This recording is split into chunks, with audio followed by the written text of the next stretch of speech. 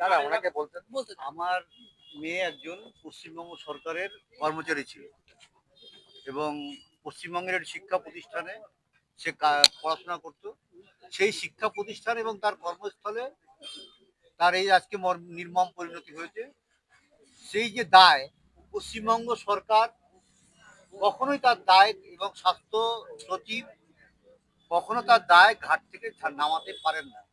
সেই কারণেই আমরা ঠিক করেছি আগামী 9ই আগস্ট বর্ষপূর্তি উপলক্ষে 1 বছর হয়ে যাচ্ছে, আমরা ন্যায় বিচার পাইনি এবং আদালতে রাজ্য সরকারের যে ভাবমূর্তি এখনো আছে তারই প্রতিবাদে এবং ন্যায় বিচার ছিনিয়ে আনার জন্য আমরা নবান্ন অভিযানে ডাক দিচ্ছি।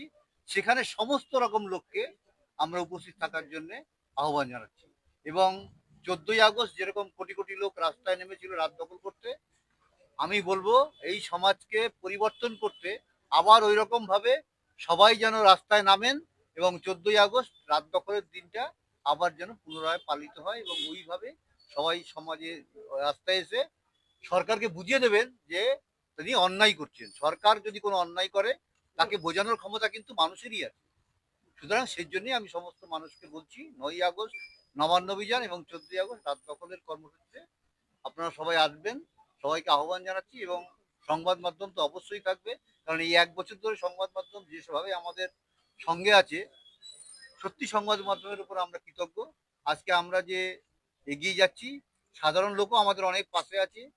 যতদিন আমরা ন্যায় বিচার না পাই তাদের সবসময় বলবো আমাদের পাশে থাকতে এবং আমরা যে সমস্ত আন্দোলনে কর্মসূচিতে যোগ দেবো তারাও যেন অবশ্যই সবাই মিলে এসে যোগ দেন। তাহলে সরকারকে আমরা বুঝিয়ে দিতে পারবো তুমি বিচার না দিয়ে অন্যায় করছো। অভয়ের ঘটনায় রেশ কাটতে না কাটতে 1 বছরের মধ্যে কোচবিহার বন্ধ দেখা যায়। এরকম ঘটনা যদি আমরা সরকারের উপর চাপ না রাখি পরবর্তীকালে ঘটতেই থাকবে, কারণ সরকার তার নিজের জায়গাটা ঠিক রাখছে না, সরকার তার নিজের কাজটা ঠিক মতন করছে না। আজকে একজন মুখ্যমন্ত্রী, আমি আবার বলছি বারবার একটা কথা রিপিট করতে হয় বারবার, একজন মুখ্যমন্ত্রী যখন চেয়ারে বসেন তিনি একজন সরকারি কর্মচারী ছাড়া কিছুই নয়, কিন্তু তিনি সমস্ত প্রশাসনিক ক্ষমতাগুলো অপব্যবহার করেন। ভোগ তো করেনই, প্লাস অপব্যবহার করেন। যেই জিনিসটাকে তাকে বুঝিয়ে দিতে হবে, এই আন্দোলনের মাধ্যমে তাকে বুঝিয়ে দেওয়া সম্ভব যে আপনি অন্যায় করছেন এবং অপরাধমূলক কাজ করছেন, এটাকে আপনাকে বন্ধ করতেই হবে।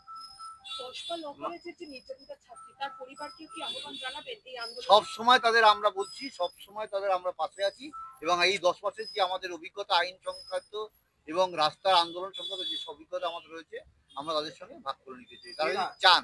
এর আগে যখন নবান্ন অভিযান হয়েছে তখন পুলিশের পক্ষ থেকে আটকে দেওয়া হয়, পুলিশের কাছে কিরকম আবেদন থাকবে যেটা না না না, আমরা পুলিশকে আবেদন করার কি, আমরা তো সরকারের উপর চাপ বাড়ানোর জন্য আন্দোলন করব। সুতরাং আমাদের আন্দোলন থাকবে শান্তিপূর্ণ। সেই আন্দোলন শান্তিপূর্ণ আন্দোলনে যদি তাদের কোনো সমস্যা তৈরি হয় নিরস্ত্র এবং শান্তিপূর্ণ, তারপরে যদি তাদের সমস্যা তৈরি হয় সেখানে তো আমাদের কিছু বলার নেই। তার মানে বলতে হবে সরকার চায় না ন্যায় বিচার দিতে, তখন তো আমরা বুঝেই যাবো। আপনি কি বাকি বাকি রাজনৈতিক যারা আছেন, মানে রাজনৈতিক দল বলে কথা না, আগে মানুষ তো আছেন, সাধারণ লোকজন আছেন, বিভিন্ন সংগঠন আছেন, তাদের কাছেও কি আলাদা সবার কাছে আমার ভারত পশ্চিমবঙ্গে যত লোক আছে সবার কাছে আমার আহ্বান, তা সেখানে কোনো রাজনৈতিক দল নেই, কোনো তৃণমূল নেই, কোনো সিপিএম নেই, কোনো বিজেপি নেই, কোনো কিছু নেই। সবাই মানুষ হিসাবে উপস্থিত থাকবেন এবং আন্দোলনকে কঠোর থেকে কঠোর করবেন এবং সরকারকে বুঝিয়ে দেবেন তুমি যদি ন্যায় বিচার না দাও তাহলে সমস্ত মানুষ এইভাবে ঝাঁপাবে।